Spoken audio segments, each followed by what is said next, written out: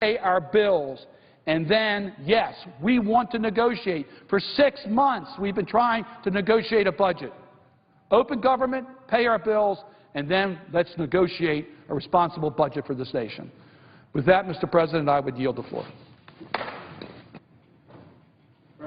Senator from Rhode Island. Thank you, Mr. President. Mr. President, I rise today to discuss the twin manufactured crises that are facing the country, a hobbled government and the threat of default. And I've seen some describe this as a game, and I've seen others talk it as just partisanship and posturing. But, Mr. President, this situation is neither. This is serious business. In fact, I am deeply troubled about this, not only as a senator representing the state of Rhode Island, but as an American, of where my country is going. I'm dismayed that some on the other side have decided that for whatever reason, and they seem to keep changing, the only way to achieve their goal, and these goals seem to keep changing, is to shut the government down and suggest that defaulting on a debt will have no consequences. Now, it'd be nice if we could say, well, you know, America really didn't have to pay its bills. We don't have to pay for the trillions we spent in Iraq and Afghanistan. There's significant tax cuts under President Bush for the wealthiest Americans. I didn't support the operations in Iraq, and I didn't support those tax cuts. I think we could have invested the money much more wisely in a more productive America. They're also suggesting that programs like Medicare, et cetera, well, they're on the chopping block too. But the reality is all these bills are coming due. And the United States Treasury has to pay them. Now, some are suggesting, some of my colleagues on the side particularly, well, we can just prioritize payments. You know, no one will be upset, no one will be hurt if we don't pay the bills as they come due. We just pick the ones that we want to pay. But as I suggested, these aren't Democratic bills. They're not Republican bills. These are America's bills. They were approved by the Congress of the United States under Republican presidents and Democratic presidents, under Republican Congresses and Democratic Congresses.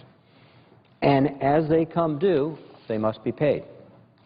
But we're here today, Mr. President, in this manufactured crisis that essentially locks out and blocks the American people from accessing their government, basic government services. Women and children receiving food under the WIC program, Head Start students, a whole panoply of Americans who are literally being denied benefits they've earned, benefits that are necessary, not just for their health, but the health, the vitality, the fabric of America.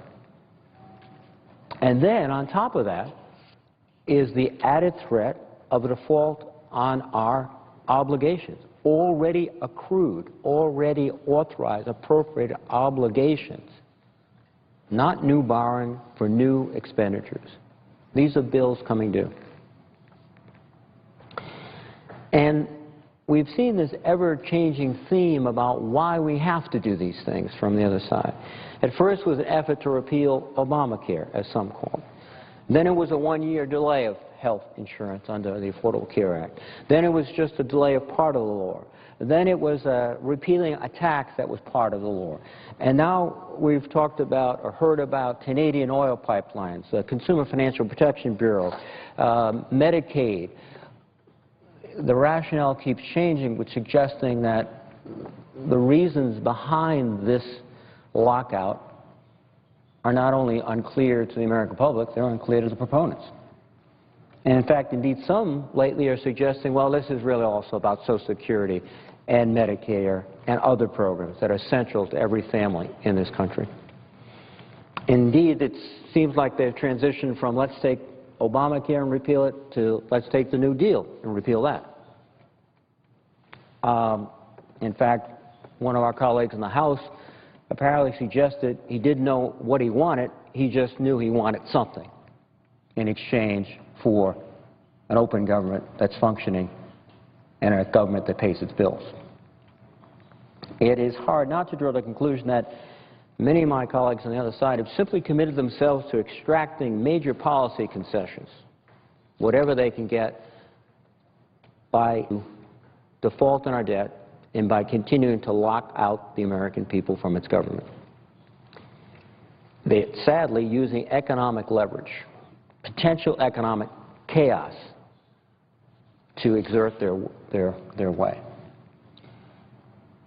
Now, if they're serious, and we've heard this discussion for years going back to decades about, in fact, the initial debate on Medicare, the evils of socialized medicine. I'm sure in the days of the discussion of the New Deal, the criticisms of this growing central government, but to seriously take away these programs, I think would cause the American people to stand up, since most, if not every American, fundamentally depends upon it, particularly as they get to the point where they are retired or they're approaching retirement.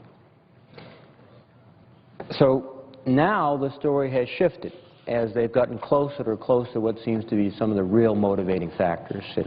Shrinking dramatically government, not just those parts that are popular. When you go around, and this is a reality in Delaware as well as Rhode Island, and you ask about the State Department, well, it's trillions of dollars a year, when in fact it's a very small fraction. Now they're beginning to hint that, no, this is about something more fundamental. This is about the basic social contract that people who have worked all their lives, paid into Social Security, will get Social Security benefits. This is about the social contract that if you've worked, you've paid into the Medicare system, you'll get Medicare benefits. So now the story shifted totally, and now it's all about negotiations that we have not negotiated. That's why they have to shut the government down and default on the debt of the United States. And the irony, of course, is that we have been indeed trying to go to serious negotiations about our budget for many, many months.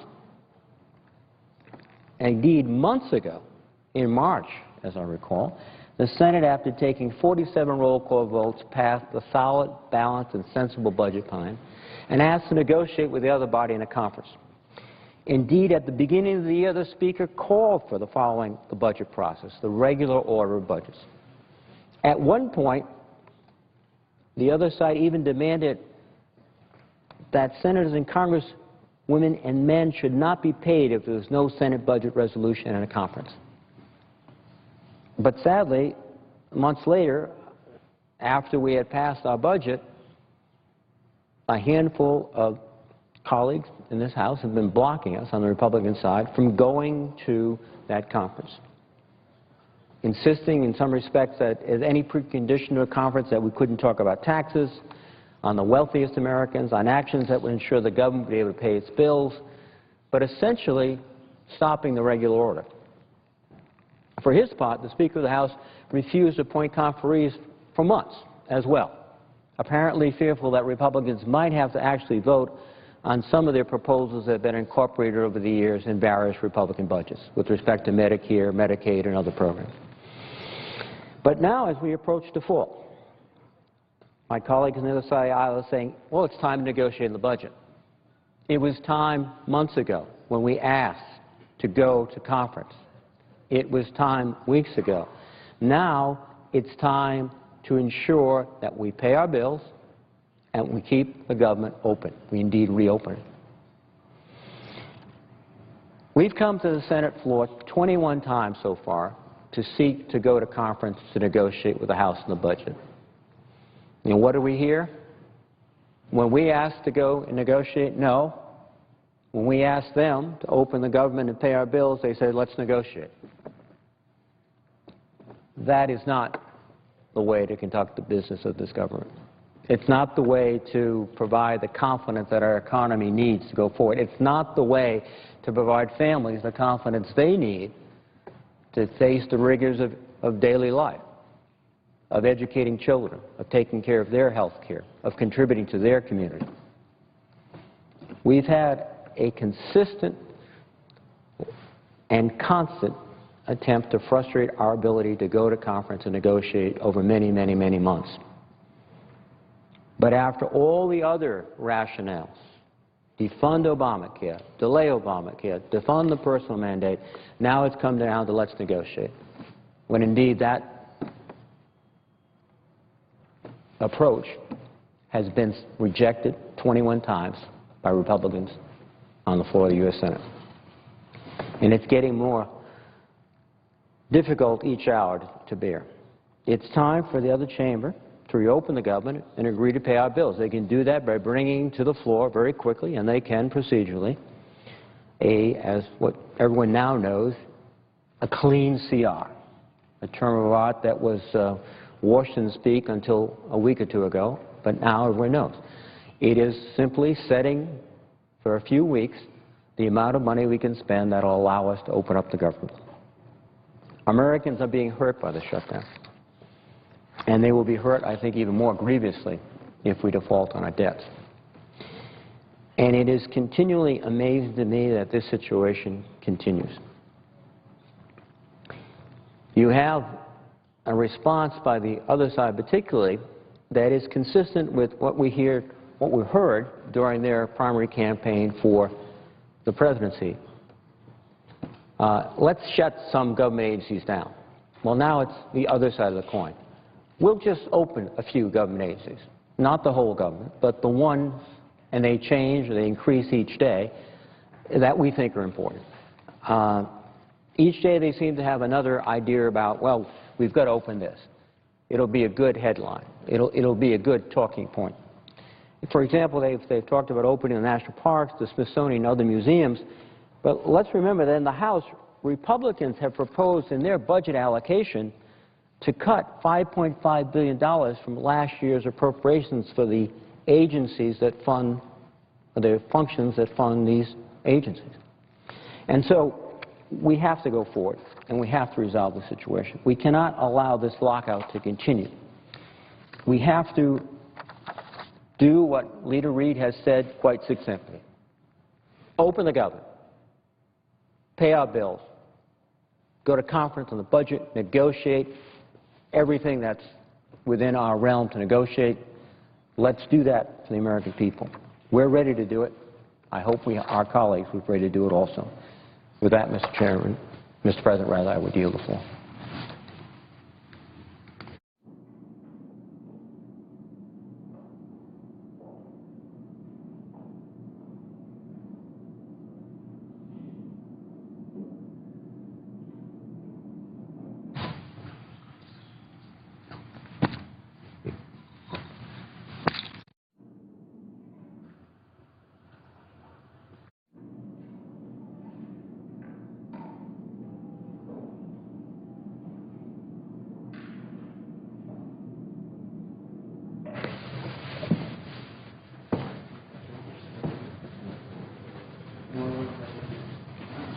Mr. President.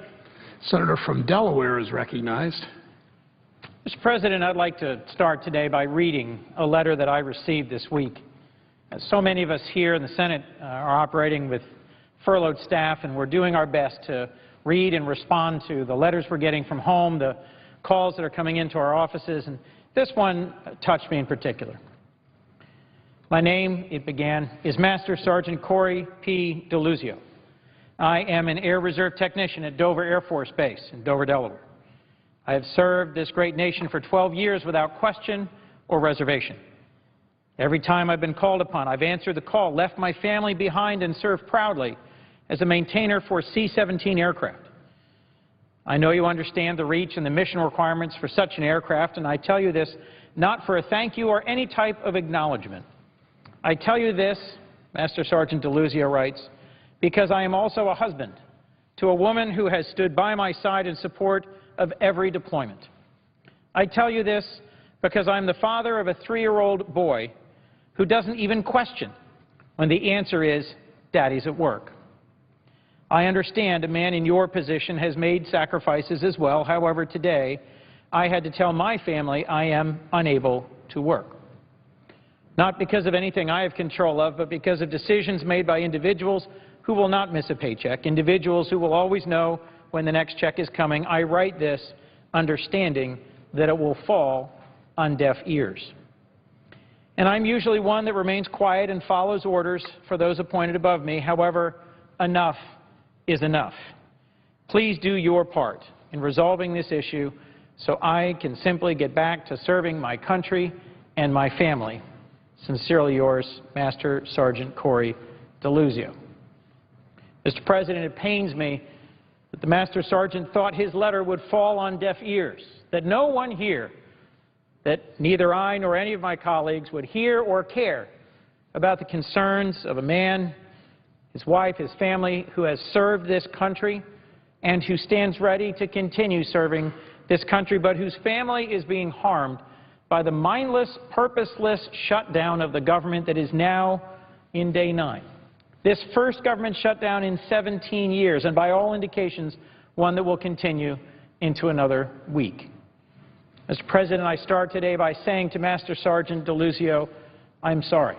I'm sorry for the needless pain and difficulty that this shutdown is imposing on your family and so many other families across this country. Roughly 800,000 federal employees have been furloughed at different times in the last 9 days, and while some may be returning to active service, they will be getting IOUs rather than regular paychecks. And all over this country, private contractors, as we've heard from other colleagues today, are also laying people off because they can't get the permits or the work permission or the site access.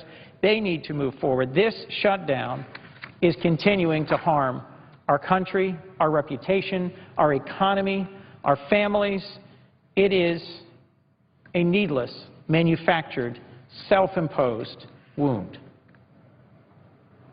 I wrestle with this, Mr. President, because we are facing twin manufactured crises. As Senator Reid of Rhode Island just finished saying, hobbled government due to this shutdown on the one hand and the steadily increasing risk of default on the other, these twin manufactured crises seeking some purpose that is unclear from day to day. When it started, this government shutdown seemed to be aimed at, what, repealing the Affordable Care Act, so-called Obamacare, and then a day later seemed to be aimed at delaying the Affordable Care Act, and then when that clearly was unsuccessful, it seemed to be aimed at seeking some partial repeal of the Affordable Care Act, and now it is an ongoing crisis in search of a purpose. The menu of potential demands is growing, and the impact on our families and our communities is growing as well. The House has been wasting its time on mini micro-appropriation bills in an attempt to give reporters and folks back home the sense they're actually doing something when it's just misdirection. They think all the activity will keep the American people from noticing that Speaker Boehner isn't bringing up the one bill that could reopen this government in a matter of minutes, a so-called clean continuing resolution, a simple extension of current spending levels. Now, I know to all who watch Master Sergeant DeLuzio and many, many others, we sometimes speak in language that's opaque, that's difficult to understand. We talk about sequester and continuing resolutions and so forth. So I'm going to try and work through these issues in a way that is accessible and direct. Let's be clear, this government is shut down right now because the House wouldn't pass a 6-week extension, an extension to November 15 of what's required to keep us open. Today, that would be just over 4 weeks. We're literally fighting over a 4-week funding bill. How absurd is it that all of this is over a measure that would only have funded the government in the first case for another 4 weeks from now? There's frankly nothing about this situation that isn't absurd.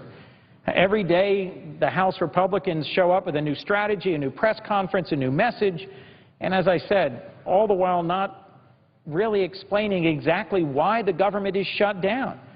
Initially, it was shut down to prevent the implementation of the Affordable Care Act, but that's moving forward, as it was always going to be, because it's an enacted program. So what's the current message from the House? They say they're the only ones ready to negotiate, that they're alone at the table sitting there with jackets off and their bright starched white shirts waiting for Senate Democrats to meet them at the table and negotiate. Another farce, another fantasy. I'm frankly tired and frustrated with the games that seem to be played here, and I'd like to highlight, if I could, a few of our real efforts to work collaboratively, to answer the question, why won't you negotiate, by saying, we have been negotiating. Once the House votes to keep the lights on and to pay our bills, we will continue to negotiate. I have a simple question, Mr. President. Does the House want us to continue to be a closed-door nation, a nation where we have locked out hundreds of thousands of federal workers, and does the House want to threaten that we will become a deadbeat nation, a nation that fails to meet its obligations built up over many administrations and many Congresses, Republican and Democrat? Or are we going to reopen the government and become an open-door nation, and are we going to pay our bills and become a responsible nation as we have been in the past? Well, how did we get here? As a member of the Budget Committee, let me first start, if I could, with the budget resolution. That's how our rules work. We are supposed to begin with a budget resolution that sets the framework for what we're going to spend in the next fiscal year. For the last 3 years that I've been serving here as a senator, over and over on this floor, the call was, why won't the Senate pass a budget? Well, this year, this Senate passed a budget resolution with significant Republican input. Between this floor, where we ultimately passed it, and the committee on which I serve, the Senate adopted more than 40 amendments offered by my Republican colleagues. We compromised. We worked towards a shared goal. Week after week, as I said, Republicans had asked in past years, when is the Senate going to pass a budget? Yet we did. More than 6 months ago, 200 days ago, to be precise, we passed a budget in this Senate. And our chair, Senator Murray of Washington, chair of the Senate Budget Committee, has tried to take our budget to conference with the House budget to do as the rules provide, to reconcile and to responsibly negotiate over our fiscal differences 18 times. She has tried over and over and over to take us to conference and responsibly open formal talks with the House to resolve our fiscal differences. Every time that motion has been blocked, denied, barred by a very small group of Tea Party Republicans in this chamber who have refused to let us go ahead and negotiate as the rules say we should. I also serve, Mr. President, on the Appropriations Committee. Once the budget is framed, once the budget is resolved, we're then supposed to move to appropriations and set our spending bills. As a member of that committee, I've been a part of a process in which we have, in fact, passed 11 spending bills out of committee, 8 of them with bipartisan support. And in order to try and move that process forward, months after the budget was passed, we brought the Transportation, Housing, and Urban Development Bill to this floor. It passed out of committee by a vote of 22-8, with 6 Republican votes, a strong bipartisan bill to be hashed out here on the floor. And what happened? It was blocked. Again, a small number of the other party came and objected and blocked the passage of that bill, a bill that would put Americans to work and strengthen our infrastructure and help support the housing recovery, a bill that would have moved us forward.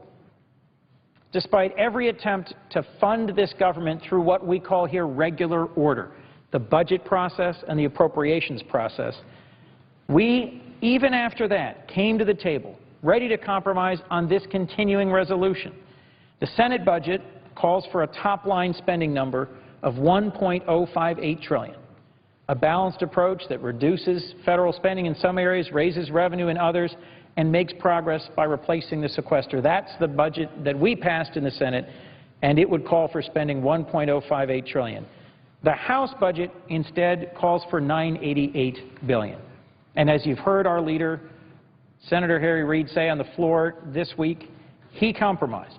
He agreed to a short-term funding bill at $988 billion, a $70 billion cut for this fiscal year, a major and painful concession for Democrats, particularly those of us on the Budget Committee who had not voted for a $988 billion number. We've already slashed spending. People are already suffering through the sequester. Another thing that was enacted due to comparable tactics the last time there was a near default in 2011.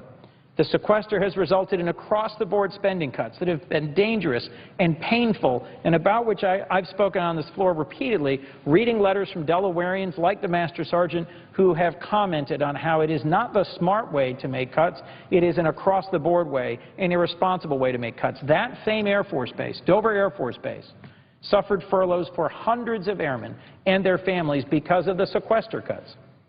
We had worked out a budget that would have replaced it and would have avoided those sequester cuts in a balanced and responsible way. But instead, in order to compromise, our majority leader agreed to a $70 billion cut for this fiscal year. It was tough for a lot of Democrats to swallow. So frankly, when I see House Republican leaders go on TV and say, Democrats won't negotiate, Democrats won't compromise, I have to say, that's not the case. That's not the facts I have before me. We have compromised. We have negotiated. And in fact, we have tried for months on this floor, more than 6 months, to get to compromise, to get to negotiation, to move this thing forward. Instead, we find when we give an inch, they take a yard. And today, there are some in the other party, suggesting that if they aren't granted a great big wish list, they'll force us to default on our country's sovereign debt. Mr. President, we keep hearing from the other side about the need to compromise and negotiate. I couldn't agree more. The whole way this body is supposed to work is by following the rules, following the process, going to conference, negotiating, and achieving a responsible result. We have repeatedly solicited Republican input, accepted Republican amendments, and made painful compromises. Now my message is simple. We should be following the rules. We should be following the process of this body. We should turn on the lights. We should pay our bills. And I would be happy, honored, to continue working with Republican colleagues to find real solutions to our fiscal problems the way we're supposed to, in a conference, negotiating over the budget that was passed here more than 6 months ago.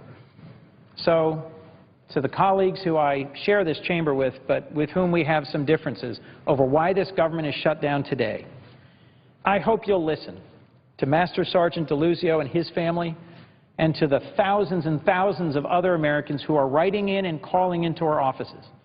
They deserve better. This country deserves better. We need to show that we can be the model of democracy that achieves responsible, principled compromise. To my colleagues and my friends in the other party, stop blocking progress. Let's go to conference on the budget. Let's negotiate. But first, let's get our folks back to work. Let's get the government open, and let's move forward in a way that honors the best of our traditions and our rules. With that, Mr. Speaker, I yield the floor. Mr. President. Senior senator from Florida is recognized. Thank you, Mr. President. Before my remarks, I'd like to ask unanimous consent for the period of morning business to be extended until 7 p.m. and that all provisions of the previous order remain in effect. Without objection. So ordered. Mr. President, I want to add my remarks now for the third time about this shutdown. I want to say that this is not the way that we ought to be running our government, and enough ought to be enough. For example, as you know, the Secretary of Defense has figured out a way that he could bring most of the furloughed civilian employees back. There's still maybe a quarter of them that are still on furlough, but most of them, by a law that passed here, it's almost unintended consequences, but there was a little a part of the law that he was able to bring back for the national security and defense of this country. But there are still gaping holes. For example, although the active duty National Guard is not furloughed, a lot of the civilian force and the reserve force of the Guard is furloughed. Mr. President, I just talked to an F-22 pilot of the Virginia National Guard. This is a long-time fighter pilot in the United States Air Force. F-15s, now F-22s. He has transitioned to the National Guard, went to a unit that has the F-22s, which is the Virginia National Guard, and all of those reserve National Guard pilots are still coming in and flying because we still have to protect the air defense of this country. They're flying, but they're not getting paid. and some of their technicians are there still supporting the maintenance of the aircraft, and some of them are not getting paid, and all of the ancillary support staff is on furlough. Now, is this not another example that in the protection of the national security, in this particular case, providing for our air defense through an Air National Guard unit, is this the way that an Air Guard unit ought to be run? Instead, it's not being run according to how it should be because of a political tantrum by certain people trying to get their way instead of allowing the government to be functioning through its appropriations. Mr. President, there is now a salmonella outbreak, 278 cases in 18 states, including my state of Florida. The Centers for Disease Control, which monitors at one time, in the case now, 30 different diseases operating in this country, 68% of the Centers for Disease Control have been furloughed. And so, because of the salmonella outbreak that has occurred, and it may be in the presiding officer's state as well, I'll look it up afterwards and tell the presiding officer, it is in my state. I know it started in California, where most of the cases are. But, Mr. President, had the CDC been there in full force, instead of 68% of them being laid off, maybe we wouldn't have had this outbreak, or they'd have been able to spot it and stem it quickly before it spread to 17 other states. I'll give you another example. NASA. This little agency is the one that has the most people furloughed as a percentage of the workforce. 97% of the NASA employees are furloughed. Since most of the NASA work is done by contractors, without the NASA supervisors there now, the contractors are being laid off. You take a place like the presiding officer's state of Ohio, the Glenn NASA Research Center. Look at the impact to the people in that community. You take a major space center elsewhere, such as the Johnson Space Center in Houston, the Kennedy Space Center in my state. Look what it's doing to the lives of people. But remember that we have a mission that is going to Mars that has a unique one-time in 2 years launch window starting the middle of November into the first part of December. If that narrow 3-week launch window is missed because of the lack of preparation of this spacecraft to launch, there's not another launch window for 2 years. Because of that, we were able to get NASA to recall that team. They're there continuing to prepare the spacecraft, and they're not getting paid. But at least we're not going to cause all of the additional delay of 2 years and all of the additional expense of keeping that team of scientists together, along with the safing of the spacecraft for another 2 years. Now, there are 3 examples. The National Guard and the defense of this country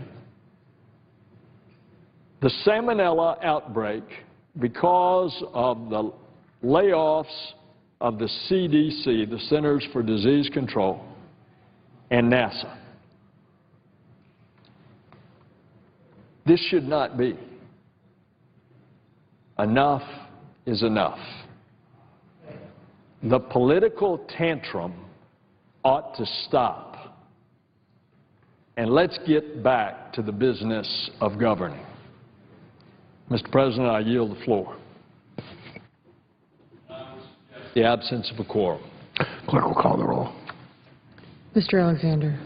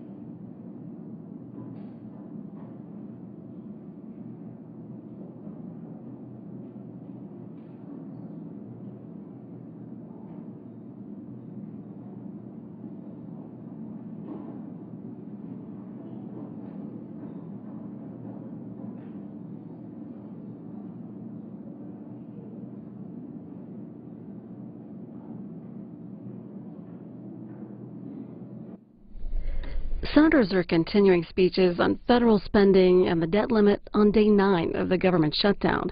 The Treasury Department says the nation will hit the borrowing limit a week from tomorrow. President Obama spoke at the White House this afternoon, nominating Janet Yellen to be the next chairman of the Federal Reserve. You can see the president's remarks at cspan.org. Meanwhile, the Obama administration says it's worked out a solution to allow the families of fallen military members to receive death benefits during the government shutdown.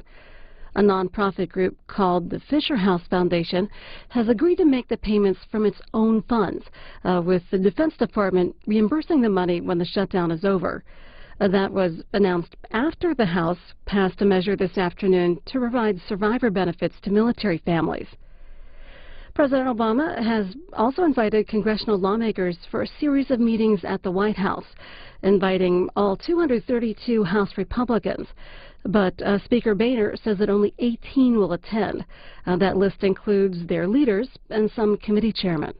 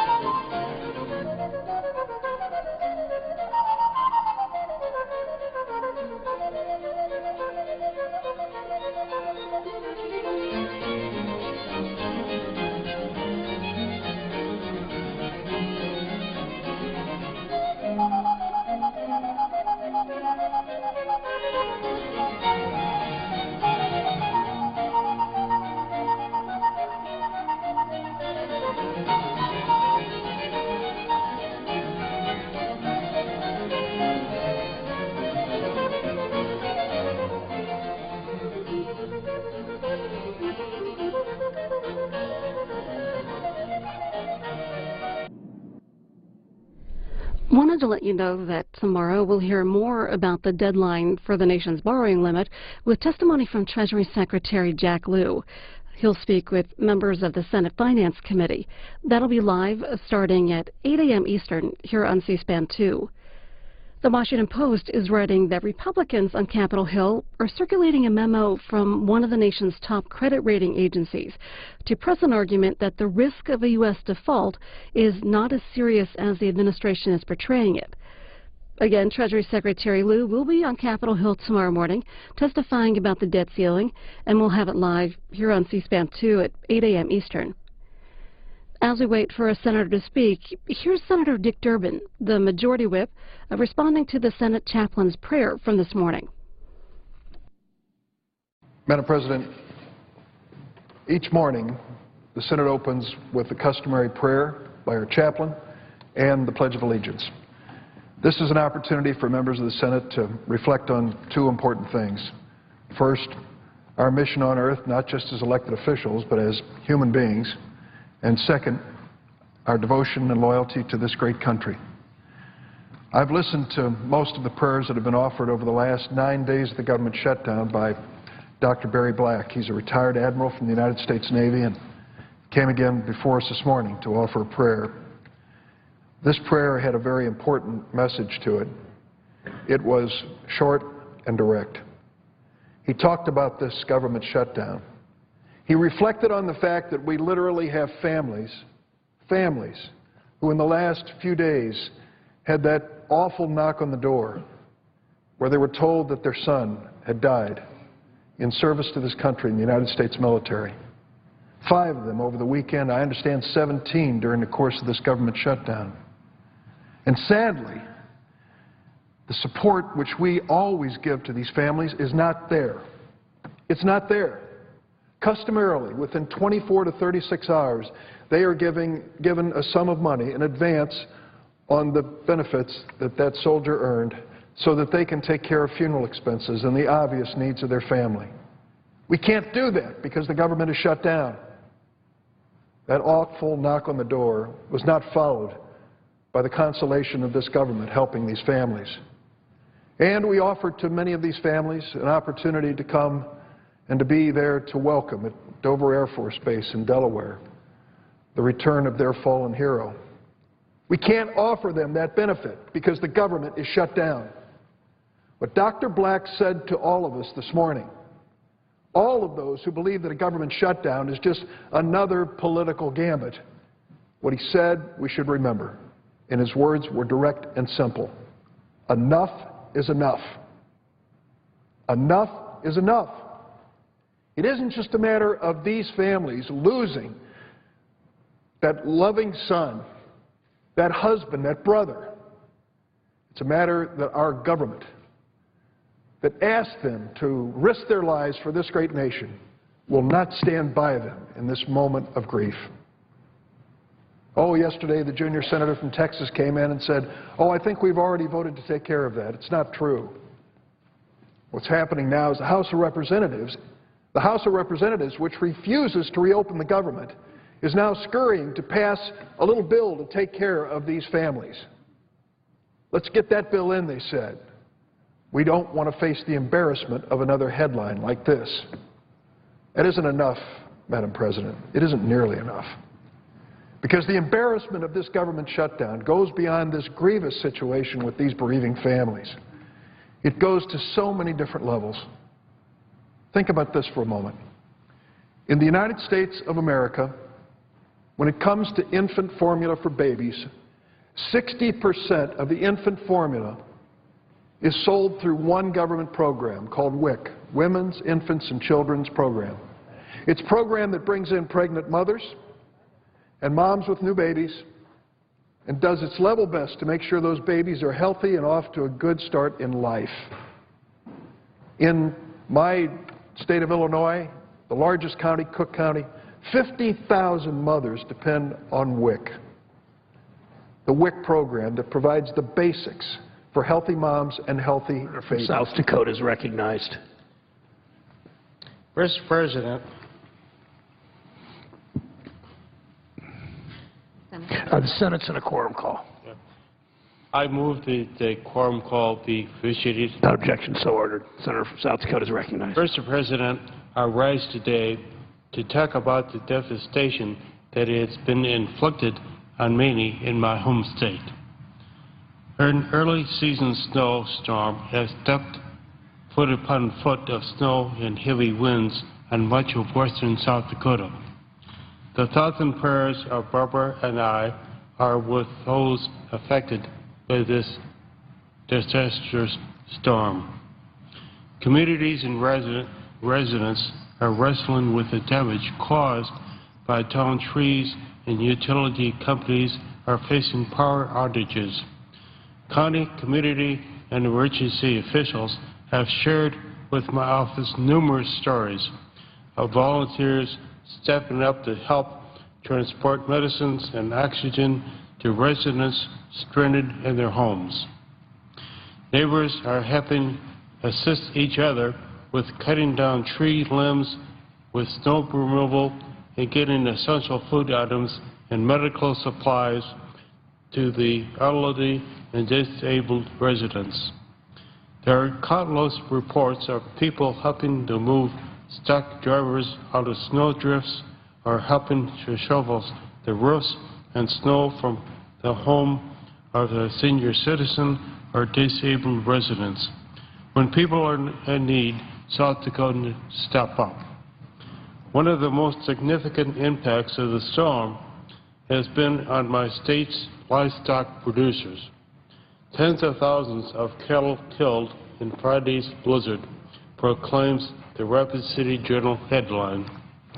Sylvia Christian with the South Dakota Stock Growers Association has shared with me gut-wrenching stories of ranchers who've lost their herds. She said that a man near Interior found his cows had pushed themselves and their calves over a Badlands wall and killed many of them. He estimates he's lost at 50% of his total herd. And a young man east of Hermosa estimates he lost 30% of his 200 breeding cows. He found them all in one pile in a draw covered with snow. He saw the heads and hoofs sticking from the snow and can't bring himself to go closer or dig them out. I'm young, but I always thought I was a good rancher, he said. I thought I'd taken care of them, but I guess I should have done more. He hung up the phone with an apology as his voice broke. Our cowboys are resilient people, but this blizzard comes on the heels of a devastating drought last year from which ranchers still haven't fully recovered. I'm very proud of our state and local officials who are taking immediate action to assist those in need. The National Guard is conducting life-safety operations to ensure folks without power are okay in open roads. The state is working with the local branding company to assist with finding, identifying, and dealing with livestock that have been killed. Our ag organizations in the state are providing help and guidance to ranchers that will hit. The one place where help is lacking is from the federal government. Because of the government shutdown, producers can't rely on their FSA offices for assistance. And since Congress hasn't finished the Farm Bill, West River ranchers may have to wait for disaster assistance. The 2008 Farm Bill, including several critical disaster assistance programs, including the Livestock Indemnity Program, which provides help to producers affected by natural disasters. Unfortunately, that program expired in 2011, and because Congress hasn't yet completed a comprehensive Farm Bill, there continues to be no funding available for them. We passed a good Farm Bill here in the Senate. twice in the past 2 years. I worked to include funding for these livestock disaster programs, which is in both the Senate and House bills. The Senate is ready to negotiate the Farm Bill, but the House hasn't appointed conferees. The longer they delay, the longer my constituents will suffer without disaster aid. The House needs to pass a clean, continuing resolution, and they need to appoint conferees so that we can finally finish the Farm Bill. It will take many months for the Black Hills communities to clean up from the October blizzard. For ranchers who lost livestock, it may take years to recover. But whatever Mother Nature has to deliver, it cannot dampen the spread of South Dakotans. Mr. President, I yield the floor and note the absence of a quorum. Clerk will call the roll.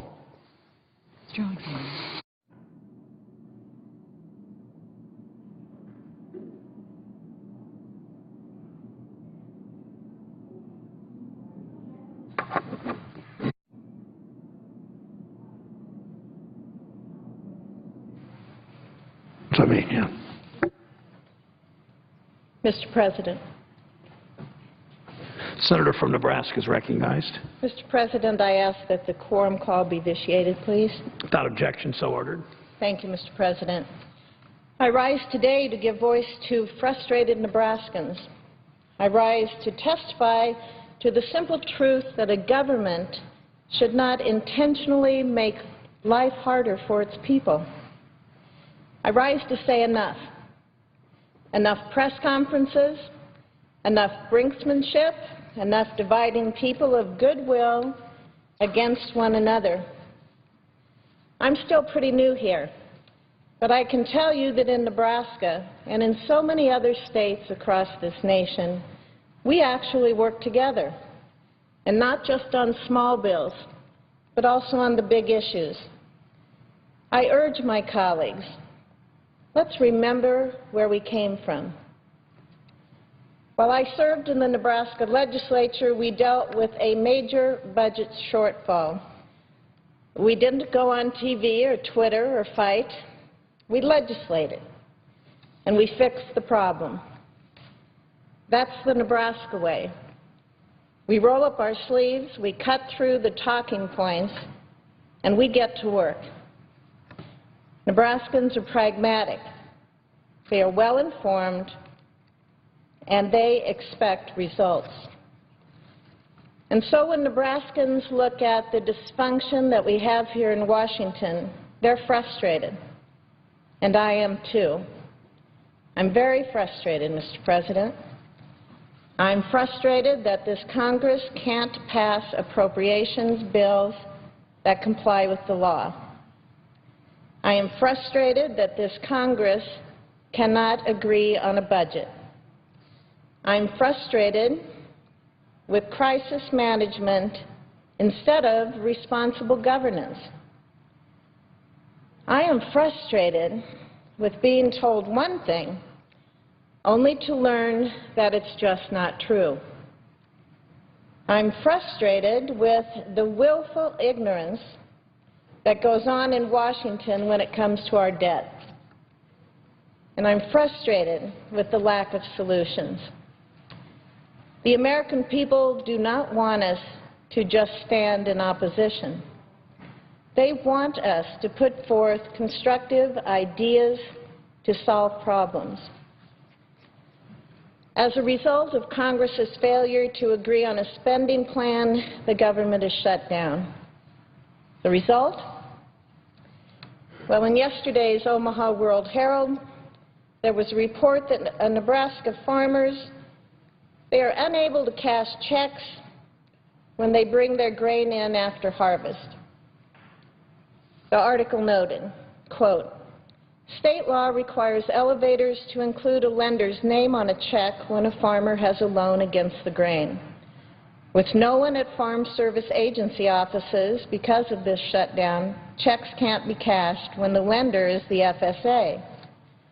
We've got millions of dollars of grain checks out there that farmers need, said Dan Poppy, president of the Archer Cooperative Credit Union, with locations in Archer, Dannenbrog, and Central City. He said entire rural economies count on the money. It impacts not only our farmers, who are relying heavily on the money, but also the local grocery store, hardware store, the feed and seed, Poppy said. It's not just farmers and ranchers. It's also our manufacturers and our investors. A constituent from Waco, Nebraska wrote, quote, "I'm a Dow employee living in your district. This impasse is beginning to threaten Dow's investment in new U.S. manufacturing.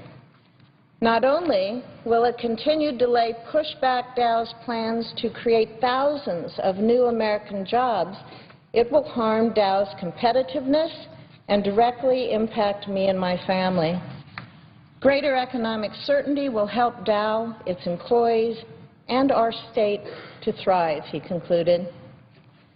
The wife of a federal law enforcement officer from Gretna wrote, "We are a single-income family. We have a 2- and a 3-year-old and one more on the way. I am due in November. This shutdown will leave us unable to pay our bills." A 23-year Department of Agriculture employee emailed me saying, quote, "My wife works 2 jobs to help make ends meet, but we still live paycheck to paycheck.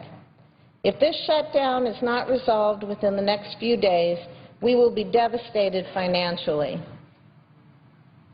A U.S. Air Force veteran wrote to tell me that I applied for Social Security disability assistance on the 15th of August, and my claim had gone for medical review on the 26th of August.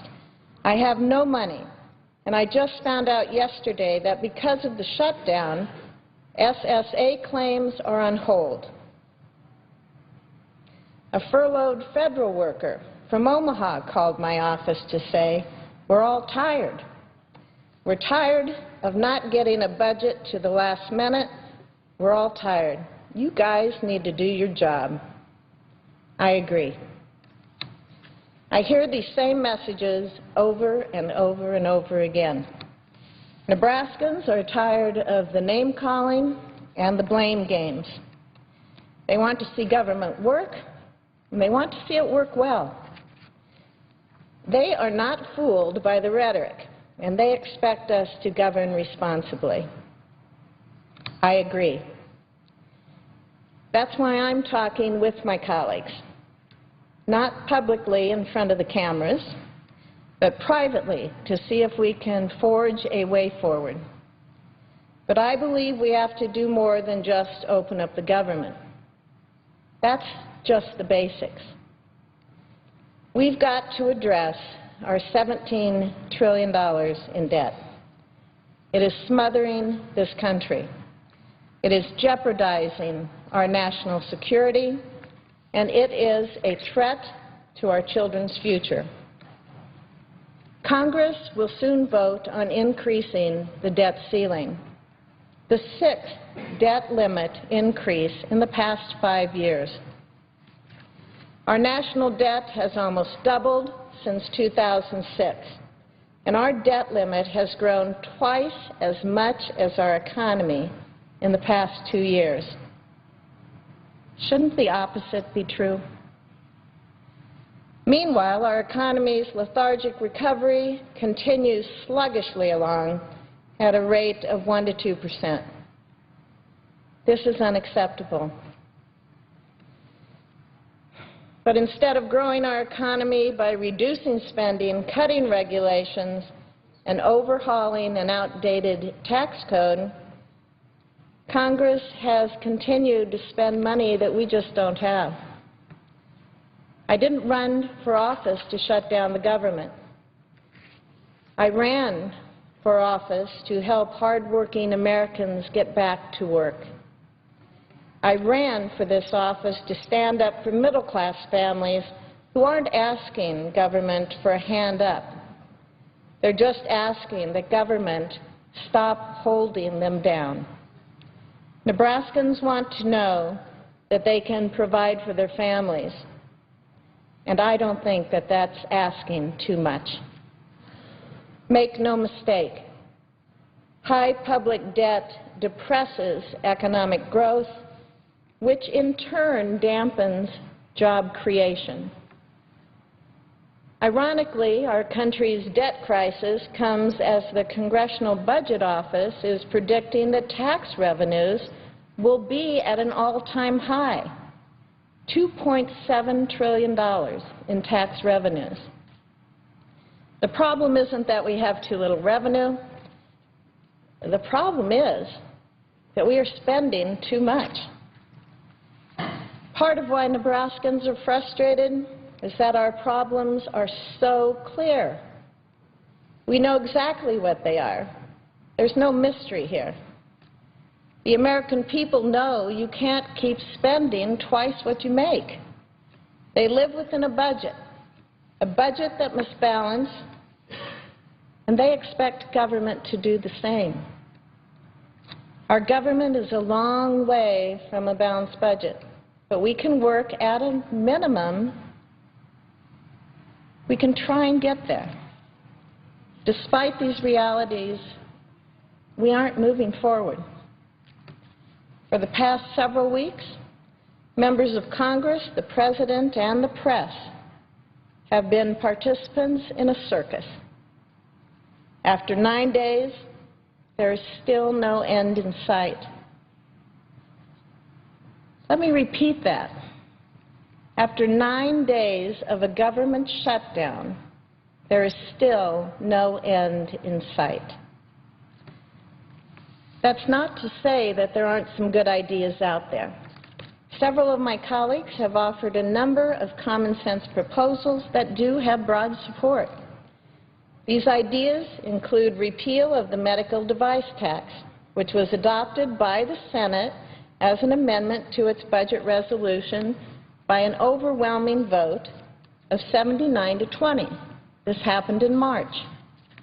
Other ideas include a commitment to reducing spending as required by current law, but we would increase